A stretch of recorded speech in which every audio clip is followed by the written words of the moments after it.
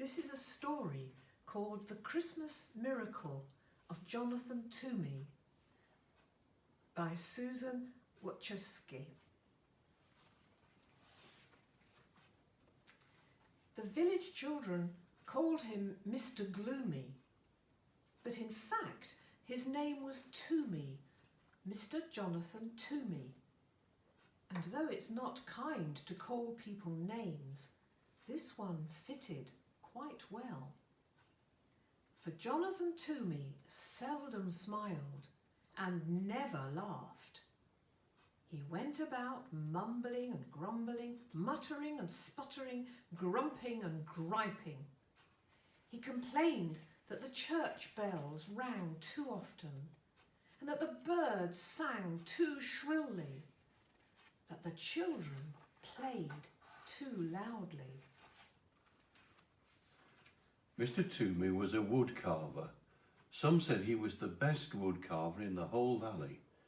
He spent his days sitting at a workbench carving beautiful shapes from blocks of pine and hickory and chestnut wood. After supper he sat in a straight-backed chair near the fireplace, smoking his pipe and staring into the flames. Jonathan Toomy wasn't an old man, but if you saw him you might think he was, the way he walked bent forwards with his head down. You wouldn't notice his eyes, the clear blue of an August sky, and you wouldn't see the dimple on his chin, since his face was mostly hidden under a shaggy, untrimmed beard, speckled with sawdust and wood shavings, and, depending on what he'd eaten that day, crumbs of bread, or a bit of potato, or dried gravy.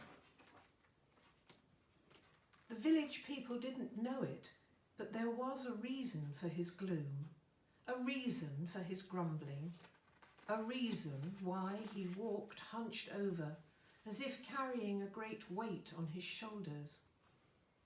Some years earlier, when Jonathan Toomy was young and full of life and full of love, his wife and baby had become very ill.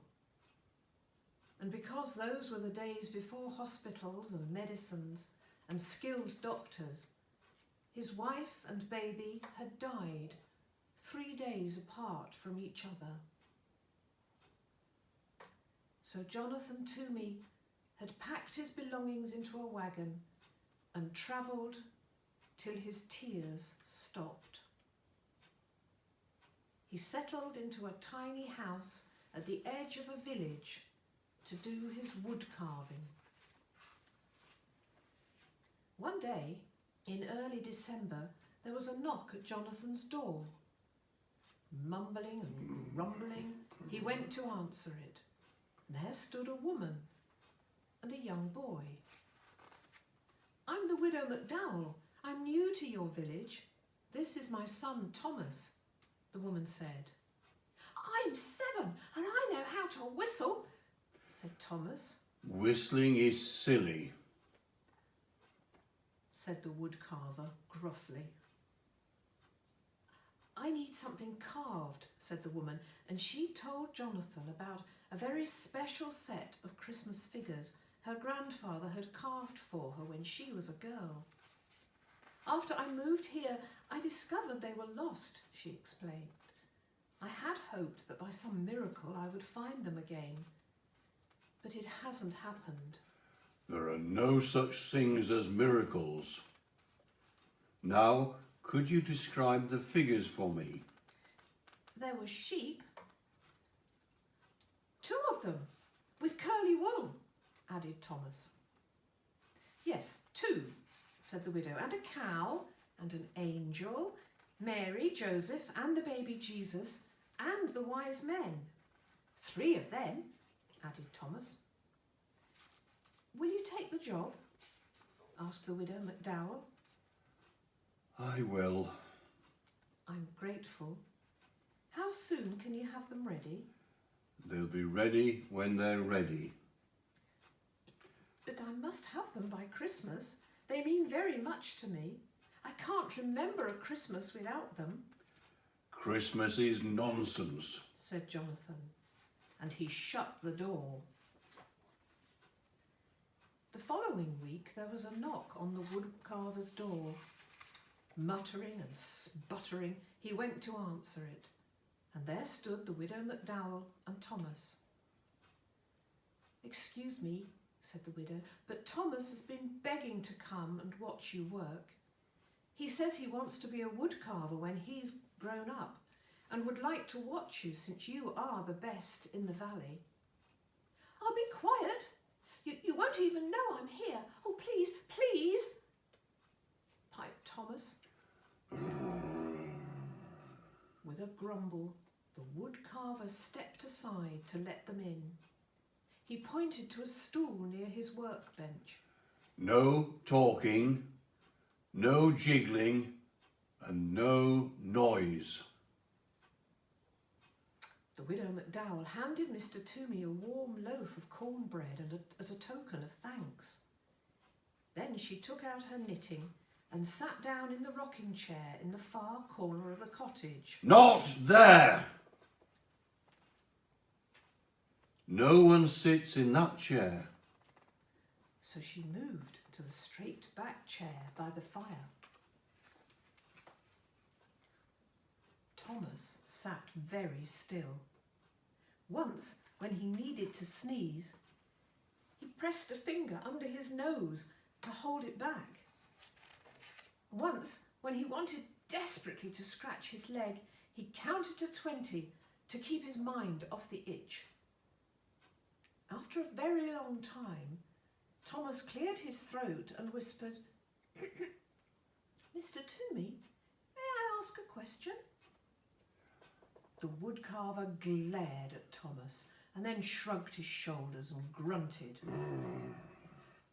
Thomas decided that meant yes, so he went on, "Is that my sheep you're carving?" The woodcarver nodded and grunted again. After another very long time, Thomas whispered, "Mr. Toomy, excuse me, but you're carving my sheep wrong." The widow McDowell's knitting needles stopped clicking. Jonathan Toomy's knife stopped carving. Thomas went on, "It's a beautiful sheep, nice and curly, but my sheep looked happy." "That's nonsense. Sheep are sheep. They cannot look happy." "Mine did," answered Thomas. "They knew they were with the baby Jesus, so they were happy." After that, Thomas was quiet for the rest of the afternoon, and when the church bells chimed 6 o'clock, Mr. Toomy grumbled under his breath about the awful noise. The widow McDowell said it was time to leave. Thomas sneezed 3 times and then thanked the woodcarver for allowing him to watch. And that evening, after a supper of boiled potatoes and cornbread, the woodcarver sat down at his bench. He picked up his knife, he picked up the sheep, and he worked until his eyelids drooped shut. A few days later, there was a knock on the woodcarver's door. Griping and grumbling, he went to answer it, and there stood the widow and her son. "May I watch again? I will be quiet," said Thomas. And he settled himself on the stool very quietly, while his mother laid a basket of sweet-smelling raisin buns on the table. "The teapot is warm." Mr. Toomy bent his head over his work. While Mr. Toomy carved, the widow McDowell poured tea. She touched the woodcarver gently on the shoulder and placed a cup of tea and a bun next to him. He pretended not to notice, but soon both the plate and the cup were empty. Thomas tried to eat the bun his mother had given him as quietly as he could, but it was almost impossible to be 7 and eat a warm, sticky raisin bun without making various smacking, licking, satisfied noises. When Thomas had finished, he tried to sit quietly. Once he almost hiccuped, but he took a deep breath and held it till his face turned red. And once, without thinking, he began to swing his legs, but a glare from the woodcarver stopped him, and he kept them so still they fell asleep. After a very long time, Thomas whispered, "Mr. Toomy, excuse me, may I ask a question?" "Is that my cow you're carving?" Another very long time went by, and then Thomas cleared his throat and said, "Mr. Toomy, excuse me, but I must tell you something. That is a beautiful cow, the most beautiful cow I've ever seen, but it's not right. My cow looked proud." That's nonsense. Cows are cows. They cannot look proud. "My cow did. It knew that Jesus chose to be born in its barn, so it was proud." Thomas was quiet for the rest of the afternoon. The only sounds that could be heard were the scraping of the knife and the humming of the widow McDowell and the click-click of her knitting needles. When the church bells chimed 6 o'clock, Mr. Toomy muttered under his breath about the noise. The widow McDowell said it was time to leave. Thomas shook first one leg and then the other. He thanked the woodcarver for allowing him to watch. And that evening, after a supper of boiled potatoes and raisin buns, the woodcarver sat down at his bench. He picked up his knife, he picked up the cow, he worked until his eyelids drooped shut. A few days later, there was a knock on the woodcarver's door. He smoothed down his hair as he went to answer it. At the door were the widow and her son. "May I watch again?" asked Thomas. As Mrs. McDowell warmed the tea and put a plate of fresh molasses biscuits on the workbench, Thomas watched the woodcarver work on the figure of an angel. After a very long time, Thomas spoke. "Mr. Toomy, excuse me, is that my angel you're carving?" Yes. And would you do me the favour of telling me exactly what I'm doing wrong? "Well, my angel looked like one of God's most important angels because it was sent to baby Jesus." And just how does one make an angel look important? "You'll be able to do it. You are the best woodcarver in the valley." After another very long time, Thomas spoke again. "Mr. Toomy, excuse me, may I ask a question?" Do you ever stop talking? "My mother says I don't. She says I could learn about the virtue of silence from you." Under his beard, the woodcarver's face turned pink. The widow McDowell's face turned as red as the scarf she was knitting. Well, speak up. What's your question? "Will you please teach me to carve?" I'm a very busy man. You will carve a bird. "A robin, I hope," said Thomas. "I like robins." With a piece of charcoal, the woodcarver sketched a robin on a piece of brown paper. He handed Thomas a small block of pine and a knife. He showed him how to lop the corners from the block and slowly smooth the edges of the wood into curves. Thomas copied the woodcarver's strokes, head bent, tongue working from side to side of his lower lip as he concentrated. When the church bells chimed 6 o'clock, Jonathan Toomy was holding Thomas's hand in his, guiding the knife along the edge of a wing. He didn't hear them ringing. The widow McDowell said it was time to leave. Thomas brushed wood shavings from his shirt. Then he reached out and brushed 2 especially large pieces of wood shavings from Jonathan Toomy's beard. He thanked the wood carver for teaching him how to carve. Later, after a supper of boiled potatoes and molasses biscuits, Jonathan Toomy went to his workbench. He thought for a long time. He sketched drawing after drawing, and finally he picked up his knife. He picked up the angel. He carved till his eyelids drooped shut. A few days later, there was a knock on the woodcarver's door. Mr. Toomy jumped up to answer it. There stood the widow McDowell with a bouquet of pine branches and holly sprigs dotted with berries. And there stood Thomas, clutching his partly carved robin. While Thomas and Mr. Toomy carved, Mrs. McDowell put the branches in a jar of water. She scrubbed Mr. Toomy's kitchen table and set the jar in the centre on a pretty cloth embroidered with lilies of the valley and daisies, which she found in a drawer below the cupboard. Next I will carve the wise men and Joseph.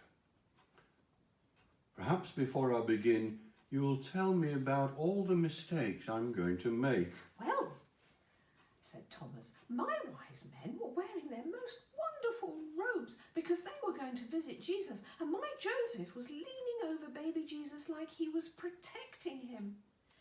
He looked very serious.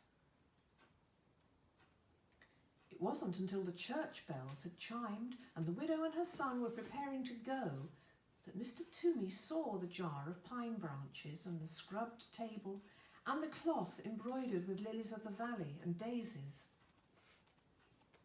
I found that cloth in a drawer. I thought it would look pretty on the table, the widow McDowell said, smiling. Never open that drawer. When the two had left, Jonathan put the cloth away. And that evening, after a supper of boiled potatoes, the woodcarver worked on Joseph and the wise men till his eyelids drooped shut. A few days later, there was a knock on the woodcarver's door. He dusted the crumbs from his beard and brushed the sawdust from his shirt. At the door were the widow McDowell and Thomas. And all afternoon Thomas watched the woodcarver work. And when it was time to leave, Jonathan said to Thomas, I'm going to begin the last 2 figures, Mary and the baby. Can you tell me how your figures looked? They were the most special of all. Jesus was smiling and reaching up to his mother, and Mary looked like she loved him very much. Thank you, Thomas, said the woodcarver. Tomorrow is Christmas. Is there any chance the figures will be ready? They will be ready when they're ready. I understand, said the widow, and she handed Jonathan 2 parcels. Merry Christmas, she said. I want no presents. That is exactly why we're giving them, answered the widow, and she put them down on the table and left. Jonathan sat down at the table. Slowly he opened the first parcel. Inside was a red scarf, hand-knitted, warm and bright. He tied the scarf round his neck. The other parcel held a robin, crudely carved of pine. A smile twitched at the corner of Jonathan's mouth as he ran his fingers over the lopsided wings. He dusted the mantelpiece with his sleeve and placed the robin exactly in the centre so he could look at it from his chair. The woodcarver did not eat supper that day. Instead, he began to sketch the final figures, Mary and Joseph. He drew Mary, then crumpled the sketch into a ball and tossed it on the floor. He drew the baby, crumpled the sketch into a ball and tossed it with the first. He sketched again. Once more, he crumpled the paper. Soon there was a small mountain of crumpled papers at his feet.